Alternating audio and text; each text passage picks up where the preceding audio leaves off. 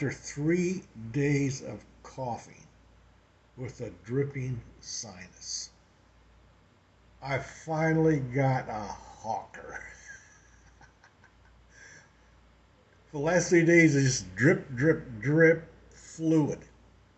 I finally got a hawker, which means the sinus is starting to dry up.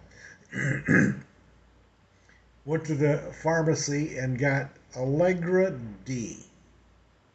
That stuff is so powerful, sinus medication is so powerful that they won't put it on the shelf. Only the pharmacist handles it. $28 for that over-the-counter medication. I took one. I can't take another one till tomorrow morning. But already it's had its effect. For a couple hours, I didn't even cough. Now I'm back to coughing. Not quite as bad as before. But I'm getting a hawker every once in a while. That's a good sign that Allegra D is working. There it goes.